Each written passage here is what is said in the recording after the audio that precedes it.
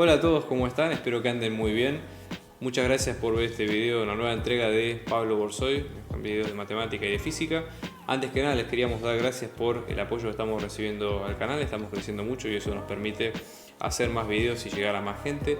Por eso les pedimos que se suscriban a nuestro canal y que le den like a los videos si ustedes creen que realmente les ayuda a todo lo que es la preparación de materias y demás. Abajo van a tener nuestros datos de contacto si quieren. Estamos organizando clases grupales e individuales a distancia y presenciales.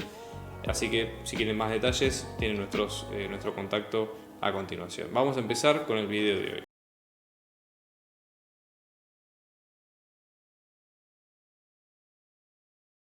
Vamos a empezar con este problema de optimización, el 26, que presenta lo siguiente, ¿no? Vamos a tener un envase cilíndrico de 1 litro de capacidad. Entonces vamos a tener un envase cilíndrico que va a tener 1 litro de capacidad.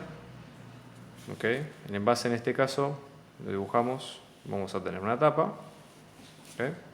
Una altura determinada. Y la idea acá es que en volumen, como un volumen fijo, va a ser de 1 litro, 1 litro estándar. Y la idea es encontrar que el material de las tapas, ¿sí?, cuesta aproximadamente 0,02 pesos por cada centímetro cuadrado. Y los laterales cuestan 0,01 pesos por centímetro cuadrado. Entonces la idea es, obviamente, optimizar el envase. Entonces, acá hay varios pasos que hay que tratar de tomar en cuenta. Primera cuestión, veamos las medidas de la lata. Vamos a tener que la lata va a medir una altura h determinada y va a tener un radio r en las tapas. ¿Okay? El volumen va a ser fijo, así que atentos con esto. Y cuando decimos optimizar el envase, tenemos que preguntarnos a qué se refiere esto. Bueno, en realidad el material de la tapa, pensémoslo de esta forma: si nosotros tuviéramos que armar un cilindro como este, lo tendríamos que envolver como si fuera envolver un regalo o un regalo con papel, por ejemplo. Y tenemos que calcular cuánto papel necesitamos en base a estos costos que vemos acá. Entonces sería la idea principal de esta optimización. Entonces, primero, para optimizar algo tenemos que fijarnos cuál es esa función. En este caso, esto sería el área total. Área me refiero a toda la envoltura de este cilindro, ¿no? Área total del cilindro. Entonces, esta área a su vez tiene dos partes. Por un lado tiene las dos tapas, que son iguales, y por el otro lado tiene, en este caso, la envoltura, digamos, del lateral, ¿sí? Entonces, las tapas tienen forma de circunferencia, por lo tanto la fórmula para calcular el área va a ser la de la circunferencia, es decir, pi por el radio al cuadrado. Y el lateral, si nosotros lo vemos, más allá de que en esta forma esté en perspectiva, pero si nosotros tuviéramos que pensar, supongamos que cortamos la lata, ¿sí?, lo que vamos a tener es un rectángulo. Entonces, por ser un rectángulo, el área, en este caso, va a ser base por altura. La altura como variable, ¿sí?, está fija, pero después tenemos que decir cuál sería la base de ese rectángulo.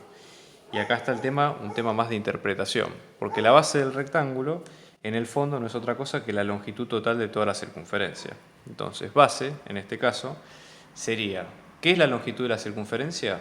Esto sale de fórmula, siempre es pi por diámetro.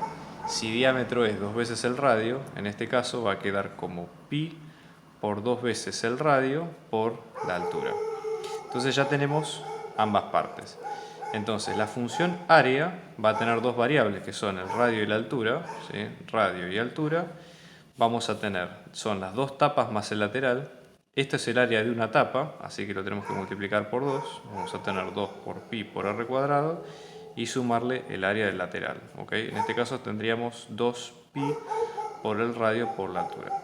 Ahora, esto es la fórmula del área. En realidad nosotros tenemos que optimizar la fórmula del costo, ¿sí?, del total del envase. Entonces, ¿qué datos tenemos nosotros? Nosotros tenemos cuánto cuesta por área, fíjense las unidades ya lo dicen, por área, ¿sí? Cada porción del cilindro, con lo cual, a partir de esta área, nosotros podemos elaborar otra función que sea el costo, ¿sí?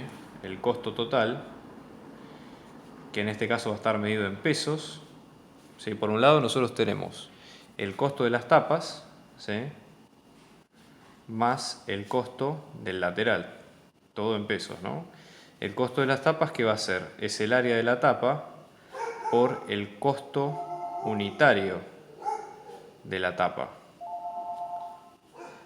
Entonces, en este caso, más el área del lateral por el costo unitario del lateral. Entonces, en este caso vamos a tener el área de la tapa, que hemos dicho que era 2 por pi por radio al cuadrado.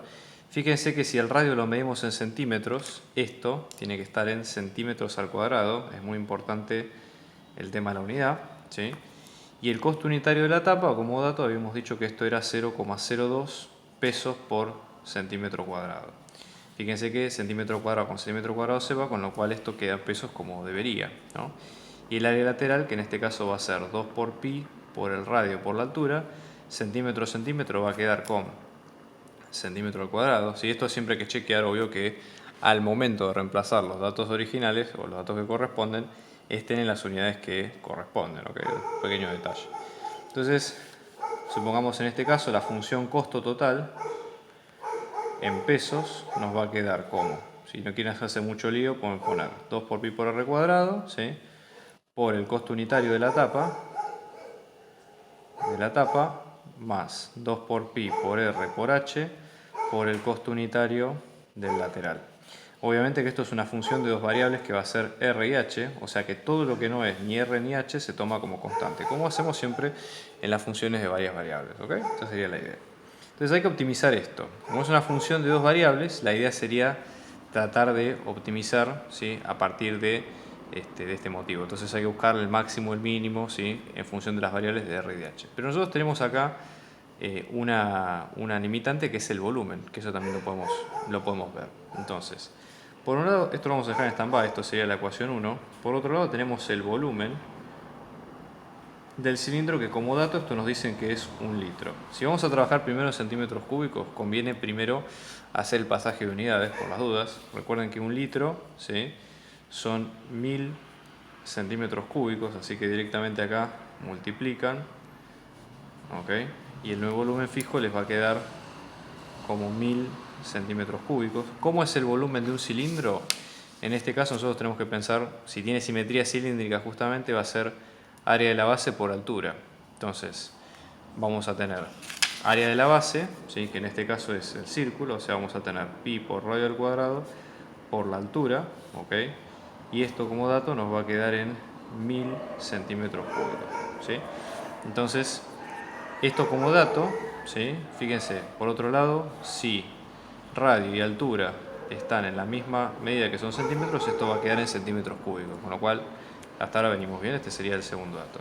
Bueno, acá hay varias maneras. Con esta limitante, una opción, por ejemplo, sería despejar una variable en función de la otra, por ejemplo, h en función de r, ¿sí? Porque va a ser un caso específico, y luego reemplazarlo en la función costo. La ventaja que tenemos ahí es que pasamos a optimizar una función de una sola variable, ¿okay? Esa sería la única diferencia. La otra sería buscar los máximos y mínimos con dos variables, como hacemos siempre, y después fijarnos cuáles son los que cumplen esta restricción. Entonces, las dos formas están bien.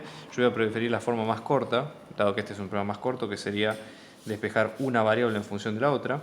Fíjense que acá se puede sacar la altura, que nos va a quedar como el volumen, ¿sí? En este caso el volumen yo lo voy a dejar como b, ¿sí? Para no hacerme demasiado lío con los números, pi por r cuadrado, y después reemplazamos todo al final. Es un tema de preferencia. A esta ecuación la llamamos 3 y luego reemplazo esa ecuación 3 en 1. ¿Okay? Entonces venimos acá, si yo reemplazo acá en la altura, pasa a ser una función de una sola variable, ¿sí? El resto de las ecuaciones las dejo en stand-by. Entonces vamos a tener costo total, que va a quedar en función de r, vamos a tener 2pi por r cuadrado por el costo unitario, ¿sí? De la tapa, más 2pi por r, y acá voy a sustituir h, que era en este caso el volumen fijo, sobre pi por r cuadrado, ¿sí?, por el costo unitario del lateral. Entonces en este caso, fíjense que es una función de una sola variable, vamos a tener 2pi por el costo unitario de la tapa por r cuadrado más 2pi por el volumen sobre pi, en realidad pi se va, ¿sí? Entonces esto sería 2 por el volumen por el costo unitario del lateral por r a la menos 1, ¿sí? Si cancelan acá, entonces les va a quedar r a la menos 1. Entonces nada, fíjense, una función de una sola variable, acá es más sencillo, derivamos, mismo criterio si derivamos esta función respecto del radio, esto nos va a quedar como 2pi por el costo unitario de la tapa por 2r más 2 por el volumen por el costo unitario del lateral por menos 1 por r a la menos 2, y buscamos cuál es el que es igual a 0, ¿no?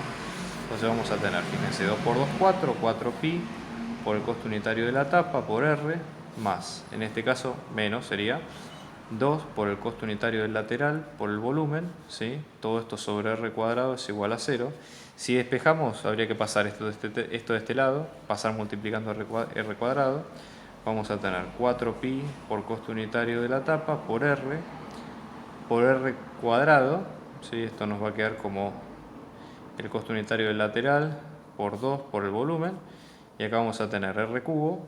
Si pasamos dividiendo el resto nos queda 2 por el costo unitario del lateral por el volumen sobre 4pi por el costo unitario de la tapa. Y finalmente la respuesta es reemplazar todo esto, ¿sí? Va a ser r, va a ser toda esta expresión a la 1/3 porque tenemos el 3. Entonces vamos a fijarnos cuánto nos queda ahora cuando reemplacemos todos los valores, ¿sí? Todo esto a la 1/3, fíjense, vamos a tener 2, el costo unitario del lateral, que en este caso nos quedaba como 0,01 pesos por centímetro cuadrado, el volumen, que en este caso nos quedaba como 1000 centímetros al cubo, después tenemos 4pi y el costo unitario del lateral, que en este caso va a ser 0,01 pesos por centímetro cuadrado, todo esto a la 1/3. Fíjense, pesos con pesos se va, tenemos centímetro al cuadrado con centímetro al cuadrado que se va, queda todo esto en centímetro al cubo, pero como tenemos a la 1/3, básicamente la unidad va a quedar en centímetros, y si hacemos la cuenta, fíjense que en cuestión les va a quedar no muy linda la expresión, pero no importa, porque ya con esto lo pueden despejar tranquilamente. Si lo dejan expresado así también está bien, ¿ok?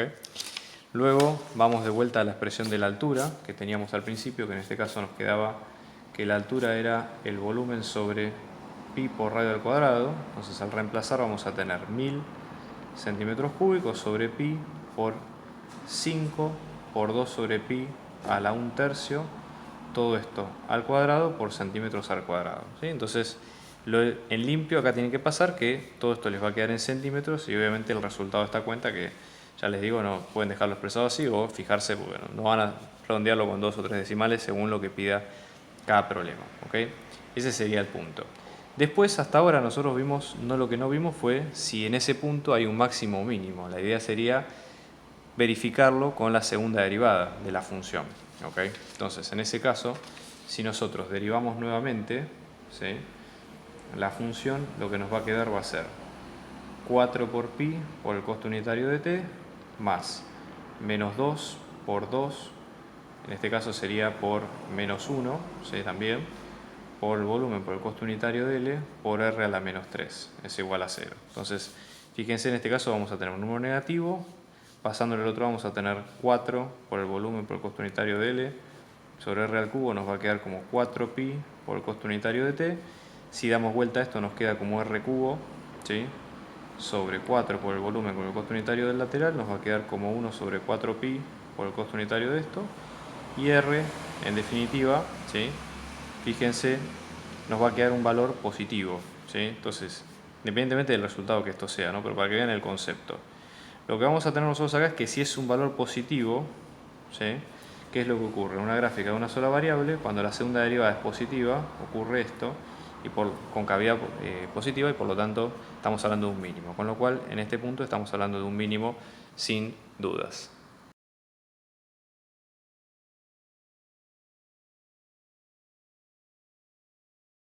Veamos este caso que plantea lo siguiente. Nosotros tenemos esta función que vemos acá a continuación, ¿no? 3 variables, y la idea sería estudiar los máximos y mínimos o evaluarlos en los puntos de esta esfera, que es la esfera centrada en el 0, 0, ¿sí? Y de radio 1. Entonces, en este punto no tenemos otra opción más que, digamos, evaluarlo con el método de los extremos condicionados de Lagrange. ¿Por qué motivo? Por el hecho de que, bueno, justamente es una limitación de varias variables y no hay otro método que sea más simple. Entonces vamos a armar el operador de Lagrange. En este caso piensen que el operador de Lagrange es una función de las mismas variables de la función que estamos evaluando, pero a la cual le vamos a agregar una variable más, que en este caso es la variable o la función que nosotros estamos armando en términos de esa restricción. Igualmente la restricción sigue siendo válida. Sí, en este caso piénsenlo de la siguiente forma, como x al cuadrado más y al cuadrado más z al cuadrado menos 1. ¿Sí? O sea, pasando de este lado y armando la ecuación. Entonces, una vez que tenemos esto, lo que hay que hacer es trabajar con el lagrangiano como siempre. Es decir, tratando de calcular las derivadas parciales de cada caso, ¿sí? Y ver qué es lo que ocurre. Uno de los trucos importantes es que donde nosotros sepamos que existe, bueno, al momento de hacer las derivadas parciales, algo que sea igual a esta igualdad, ¿no? O sea, que tenga una suma de x al cuadrado más y al cuadrado más z al cuadrado igual a 1, lo reemplacemos. Obviamente no al principio, porque no tiene demasiado sentido, pero bueno, a partir de acá vamos a sacar derivada parcial de L respecto de x, que en este caso, observen ustedes, otra cosa, perdón, que cuando reemplazamos en la ecuación original, esto nos va a quedar como, ¿no? Antes de empezar, ¿no? L de x y z, fíjense, x al cuadrado más y al cuadrado más z al cuadrado podemos pensarlo como 1, entonces vamos a tener 1 más xy, ¿sí? Más xz menos lambda, obviamente por x al cuadrado más y al cuadrado más z al cuadrado menos 1. Ok, esa sería la idea. Entonces, de acá, ahora sí sacamos las derivadas parciales. Derivada parcial respecto de x nos va a quedar como y más z menos 2 lambda por x igual a 0. Obviamente tenemos que igualarlas a 0. Derivada parcial de L respecto de y que nos va a quedar como x menos 2 lambda por y igual a 0. Y derivada parcial de L respecto de z, que en este caso nos queda como x menos 2 lambda por z es igual a 0. ¿Sí? Si despejamos de acá este sistema de ecuaciones que armamos recién, esto nos va a quedar, ¿sí? En varias maneras, que las soluciones, hay que hacer varias cuentas, pero las soluciones posibles de este sistema son que lambda sea 0, que es una opción, esta es una posibilidad, o en este caso que y es igual a z, o sea, estemos hablando de este plano en el espacio. Entonces vamos a evaluar las dos posibilidades, ¿sí? En distintas formas. Entonces, por ejemplo, vamos a empezar por acá, vamos a tener qué ocurre en el caso de que lambda sea igual a 0. Entonces, en el caso de que lambda sea igual a 0, el sistema de ecuaciones va a quedar como y más z menos 2 lambda por x sea igual a 0. ¿Sí? Después tenemos x menos 2 lambda por y sea igual a 0. X menos 2 lambda por z sea igual a 0. Claramente se anulan todos estos términos. ¿Ok? Se anulan todos. Y lo que vamos a encontrar es que despejando de estas ecuaciones, lo que vamos a tener es lo siguiente. Fíjense, vamos a tener que y sea igual a z, o y es igual a menos z, y reemplazándolo en la ecuación de la esfera, que también es una ecuación válida, vamos a tener que la esfera nos va a quedar como x al cuadrado más y al cuadrado más z al cuadrado es igual a 1. De acá x nos había quedado 0, si en uno de los casos, en este por ejemplo. Entonces vamos a tener 0 más y al cuadrado más menos y al cuadrado, esto es igual a 1. Okay, con lo cual lo que se despeja de acá es que y puede valer más menos 1 sobre raíz de 2. Y obviamente como y es igual a menos z y tenemos la opción de que x sea 0, vamos a tener dos puntos. A partir de acá tenemos el punto 1 que va a ser 0, 1 sobre raíz de 2, menos 1 sobre raíz de 2. Y tenemos el punto número 2 que va a ser 0, menos 1 sobre raíz de 2, ¿sí? 1 sobre raíz de 2. Okay, esos serían los dos puntos que hay que analizar. Bien, ahora los tenemos como candidatos, los tenemos ahí en stand-by. Vamos a ver el otro caso. ¿Qué ocurre, por ejemplo, si tenemos que y es igual a z? Esa es la otra posibilidad. En ese sentido, haciendo los mismos pasos, ¿tá? Yo lo voy a hacer resumido porque justamente esto es más álgebra y más operación numérica, no hay tanto valor agregado. Entonces lo que van a llegar ustedes es a que y va a ser igual a 0 y que lambda otra opción es que lambda sea más menos 1 sobre raíz de 2, como si se invirtiera la ecuación del otro lado. ¿Ok? Entonces, viéndolo de distintas formas, por ejemplo, supongamos que si nosotros reemplazamos en las derivadas, ¿sí? Lo que vamos a tener, por ejemplo, varios puntos más, ¿sí? Haciendo las cuentas. En ese caso vamos a tener 4 puntos, lo voy a escribir a continuación.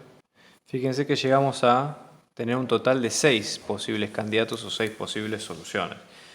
Con lo cual la idea sería tratar de ver justamente cuál sería el que tenga mayor o menor imagen para clasificarlo justamente como mayor o menor, máximo o mínimo en cada caso. ¿Okay? Como acá no lo pide clasificar, no lo vamos a hacer. Pero básicamente, una vez que uno tiene todos los candidatos, lo que hay que hacer simplemente es reemplazar esos puntos en la función original, ¿sí? Sin recurrir a la acotación de la esfera, porque ya lo aplicamos en este caso, con lo cual eso alcanzaría para cerrar bien este ejercicio.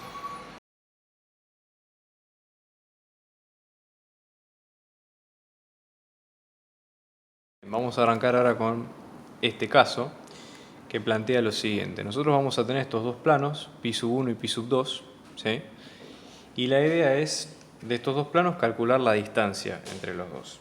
¿Qué es lo que ocurre en el espacio? Que nosotros, como los planos son infinitos, nosotros lo que vamos a tener es que la mayoría de las veces, en la mayoría de los casos, los planos se van a intersectar, con lo cual hablar de distancia entre los dos no tiene demasiado sentido, primero porque la distancia varía según el punto que nosotros tomemos y obviamente va a haber un punto donde la distancia sea cero. Pero este no es el caso, y fíjense por qué. Si nosotros prestamos atención, la normal de los dos planos es la misma. Supongamos que reescribimos pi sub 2 de la forma tradicional, es decir, con las variables de un solo lado, y lo que vamos a ver es que pi sub 2 nos va a quedar como menos x menos y más z es igual a 7, o lo que es lo mismo, si multiplicamos por menos 1 a ambos lados, como x más y menos z es igual a 7. Fíjense, las normales de los dos planos son los coeficientes que acompañan a cada variable. Entonces la normal 1 va a ser la 1, 1 menos 1, y la normal 2 va a ser la misma, en este caso, un múltiplo de la otra también, no hay problema. Entonces, ¿qué alcanza? Con que solamente tomemos dos puntos, ¿sí? Que estén a la misma altura de los dos, es decir, lo que tendríamos que hacer sería, si lo pensamos como función de z, fijar un punto de x y, uno solo, ¿sí? De los dos, lo que va a ocurrir es que las alturas las alturas van a ser distintas, y con eso calcular la distancia entre los dos, mucho más simple a partir de ahí. ¿Okay? Entonces, por ejemplo, supongamos que tomamos un punto, después tenemos que calcular la fórmula de distancia y demás, pero ahí es mucho más sencillo. Entonces, en ese caso, fíjense, por ejemplo, vamos a tomar un punto, por ejemplo, supongamos que tomamos y es igual a 0 y z es igual a 0, ¿no? O sea, estamos ubicándonos por acá. Obviamente no tienen que estar orientados igual a lo que yo dibujé acá, esto es orientativo nada más. Entonces, i0 y z0 dicen que en pi1, el punto 1, supongamos que en pi1 ponemos el punto 1 acá y en pi2 el punto 2. En pi1 el punto 0 más, en este caso sería x igual a 4, fíjense, x más 0 menos 0 da 4, o sea que vamos a tener 4, 0, 0. Y luego para el punto del plano pi2, en este caso estaríamos hablando de 7, o sea, estaríamos hablando de 7 y demás. Pero, ¿qué ocurre? En realidad podemos fijar el punto de uno de los planos porque no sabemos si el otro está a la misma altura. Acá el ejemplo que puse es digamos, exacto, pero ¿qué ocurre? Como en el plano 2 no sabemos las ecuaciones, lo tenemos que dejar como incógnita. Es decir, en este caso, esto nos quedaría como x2, y2 y z2. ¿Sí? Ojo con esto porque puede ser una trampa importante en este punto. Entonces, en este caso, ¿cuál sería la función que tenemos que optimizar? La función distancia siempre es la norma, o sea, la resta entre dos vectores. ¿Sí? Piensen que esto sale de Pitágoras de siempre, ¿no? O sea, tenemos un vector b1 acá, después tenemos otro vector b2 acá, y la resta, ¿sí? De los dos, la norma de esa resta es la distancia entre esos dos puntos. Entonces, como fórmula podemos usar la misma, ¿sí? En este caso tendríamos la distancia, supongamos de esta forma, ¿no? La distancia entre el punto 1 y el punto 2 nos va a quedar como, en este caso tendríamos, el punto 1 tiene nombre y apellido, ¿sí? Pero pongamos la fórmula correcta, x2 menos x1 al cuadrado, lo mismo para y, ¿sí? Y lo mismo para z. ¿Okay? Todo esto a raíz cuadrada, o lo que es lo mismo elevado a la 1 medio. Como es un poco complicado a veces trabajar con las fórmulas de derivadas de raíces cuadradas, hay un truco que es más simple que se puede aplicar en este caso. Fíjense, una función que tiene raíz cuadrada es una función que se llama monótona creciente. ¿Qué quiere decir esto? Que cuanto más nosotros crecemos en valores absolutos de x, de y, de z en cualquier dirección, la función va a crecer siempre. Piensen, por ejemplo, en una función clásica de cálculo o de análisis 1, donde nosotros tenemos, por ejemplo, x e y, la función raíz cuadrada, ¿sí?, tiene esta forma, es siempre creciente. ¿Okay? Lo mismo si tomamos, por ejemplo, menos raíz cuadrada, va a ser siempre creciente, lo mismo. Entonces, en este caso, podemos trabajar con una función que, partiendo de esta ecuación de distancia, supongamos que trabajamos con una función paralela que sea distancia al cuadrado. Como siempre es creciente, la tendencia no se corta, con lo cual los que van a ser máximos en una van a ser máximos en otra, y mínimos a su vez también. Entonces podemos trabajar con una función que sea la distancia al cuadrado, que es mucho más fácil trabajarla matemáticamente y mucho más cómoda. Entonces, esta nueva función, suponete que le llamamos f, ¿sí?, de x y z. En este caso va a ser esto al cuadrado, se cancelan. Voy a poner nombre y apellido a cada uno, es decir, el x1 sería 4, el y1 0 y el z1 0, con todas las cuentas. Entonces, en este caso vamos a tener, en vez de tener x2, y2 y z2, vamos a hacer x y z, que son las variables que corresponden. Entonces tenemos x menos 4 al cuadrado más y al cuadrado menos z al cuadrado. Esa sería la fórmula de distancia en este caso. Sin embargo, a esto hay que agregarle la restricción del plano, porque fíjense, ¿qué es lo que estamos diciendo? Esto, digamos, como fórmula de distancia, acá estamos aclarando que es la distancia entre, así como está escrito, estamos aclarando que es la distancia entre este punto, el 400, y cualquier otro punto del plano. No estamos diciendo que esos puntos están restringidos a el plano en particular. Entonces, ¿qué hay que hacer?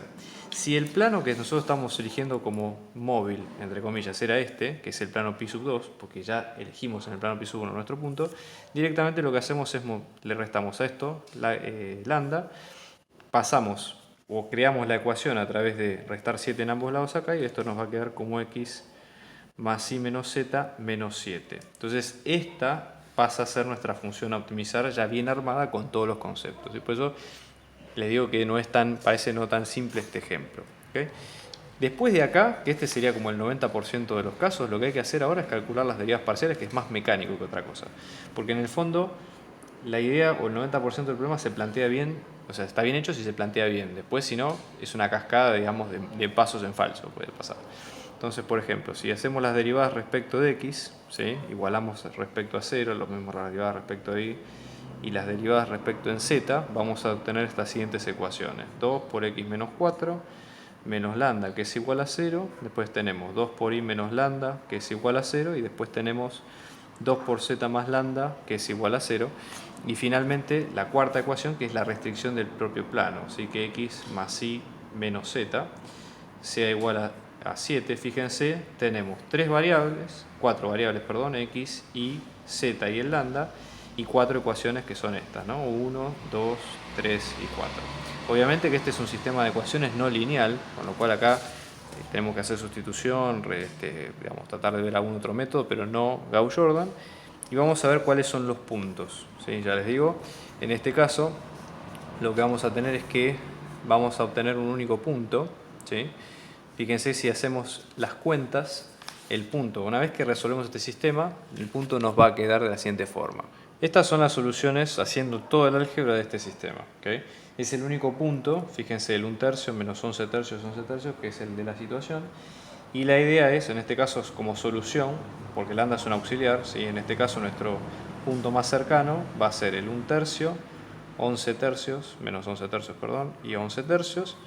Y la distancia la tenemos que reemplazar no en la función que optimizamos, ojo con esto, acá hay un concepto importante, no en esta función que optimizamos, sino en la función original, que era la de distancia, sin tener en cuenta el cuadrado, porque esa es la función, digamos, en esta, ¿no?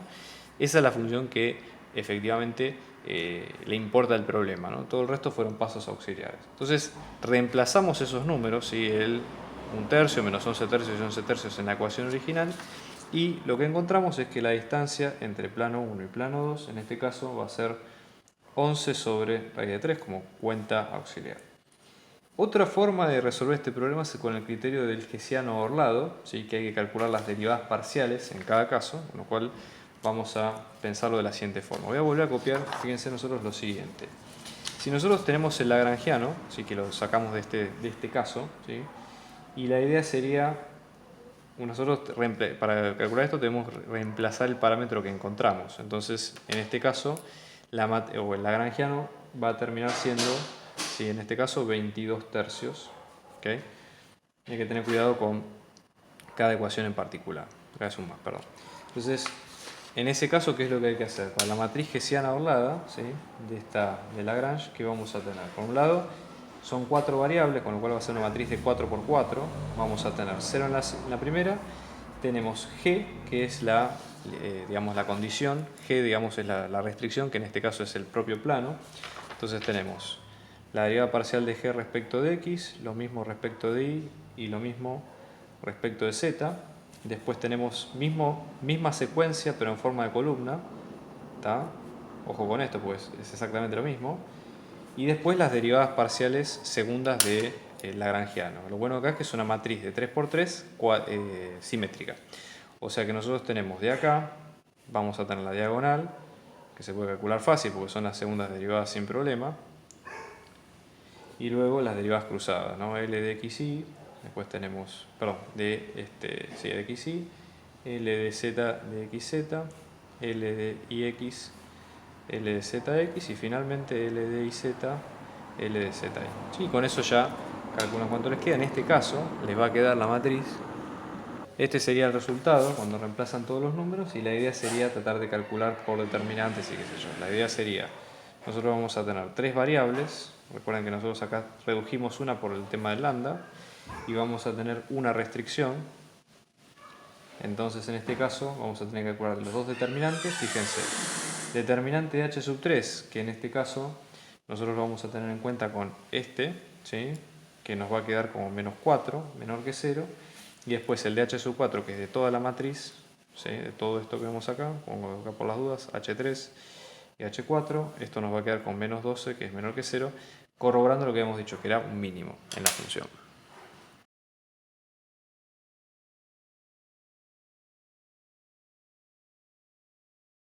Del 29, ¿no? Donde nosotros tenemos lo siguiente.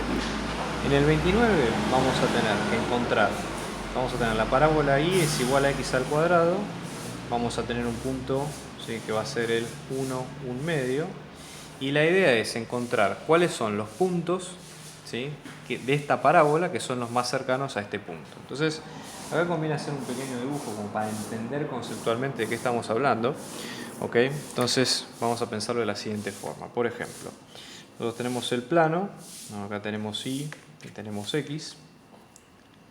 Obviamente la parábola, en este caso, y es igual a x al cuadrado, está tomando solo valores positivos, así que la voy a dibujar aproximadamente de este lado. Entonces vamos a tener y es igual a x al cuadrado, y después el punto, que en este caso es 1, 1 medio. ¿Sí? Fíjense, obviamente, en este caso vamos a tener 1 y 1 medio, y este es el punto en cuestión. ¿Cómo hacemos nosotros para calcular la distancia entre dos puntos? Supongamos que este es nuestro punto número 1, y vamos a llamar al punto número 2 un punto cualquiera del plano, xy, ¿sí? Después vamos a sujetarlo a la condición de que y sea igual a x al cuadrado, porque tenemos que hacerlo con los métodos de Lagrange, así que por eso les digo. Esto se puede hacer de varias maneras, pero la idea es aplicar en este problema ese método en particular. Entonces, de acá, ¿qué es lo que vamos a tener? Por un lado vamos a tener, fíjense, la distancia entre dos puntos se hace con Pitágoras. Es decir, en este caso sería x1 menos x2 al cuadrado más y1 menos y2 al cuadrado, todo esto en raíz cuadrada. Esta es la función original que tenemos que trabajar. ¿Okay? O sea, hagamos lo que hagamos en el ejercicio, vamos a volver acá. Ahora, en este caso, ¿qué es más fácil? ¿Trabajar con esta función o trabajar con el cuadrado de esta función? Entonces vamos a llamar una función f de xy que sea esta misma pero al cuadrado, nos sacamos esa raíz de encima que es más cómodo, y ahora pasamos a tener x1 menos x2 al cuadrado más y1 menos y2 al cuadrado, por un lado. ¿Okay? Entonces, por un lado nosotros sabemos que el punto 1 es 1, 1 medio, entonces al reemplazarlo en esta cuenta esto nos va a quedar como, fíjense, x menos 1 al cuadrado más y menos 1 medio al cuadrado. ¿Sí? Ahora tenemos una función de dos variables. Si queremos mantener el criterio de Lagrange, tenemos que construir la restricción de la parábola en forma de Lagrange. Entonces, lo que vamos a tener es que paso x al cuadrado restando de este lado es igual a 0. Esta es mi restricción, que vamos a llamarla g de xy. La voy a tener como ecuación válida, ¿sí? Así que vamos a ponerle, esta es la ecuación 2, esta es la ecuación 3. Y finalmente armarla con Lagrange. Entonces en este caso venimos acá. Entonces el operador de Lagrange de xy, que es nuestra nueva función, le ponemos a esta misma, ¿sí? X menos 1 al cuadrado más y menos 1 medio al cuadrado menos lambda por esto mismo, ¿sí? Por y menos x al cuadrado.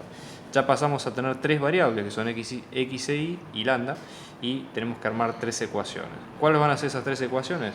Por un lado, las derivadas parciales respecto de x y respecto de y de este nuevo operador, más la 3 que es la restricción. Entonces fíjense, esto nos va a quedar respecto de x 2 por x menos 1, esto es ese 0, y en este caso vamos a tener, fíjense, menos es más, y vamos a tener 2 lambda por x igual a 0, y después lo mismo de este lado, 2 por y menos 1 medio, y en este caso vamos a tener menos lambda a secas es igual a 0.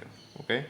Entonces vamos a partir de acá, de estas tres ecuaciones, y encontrar cuál es el punto correspondiente. Entonces vamos a tener x, solución de todo esto, va a ser 1 sobre raíz cúbica de 2, y va a ser 1 sobre 2 a la 2 tercios, y z, lambda en este caso, nos va a quedar como raíz cúbica de 2 menos 1. Estos son todos los valores, con lo cual, en este caso, ¿sí?, el punto que es más cercano a la parábola es este mismo, ¿sí? Esta sería la solución, punto número 2. Ahora la idea sería probar que este punto es el mínimo, ¿ok? Entonces, para probar que es el mínimo, acá lo que se puede hacer es derivar nuevamente, digamos, lo que sería este punto, lo que hay que hacer después es reemplazarlo en la fórmula de distancia, ¿sí? Y lo que habría que hacer, como hicimos al principio, o con la hessiana orlada o directamente viendo cómo se comportan las segundas derivadas del operador lagrangiano.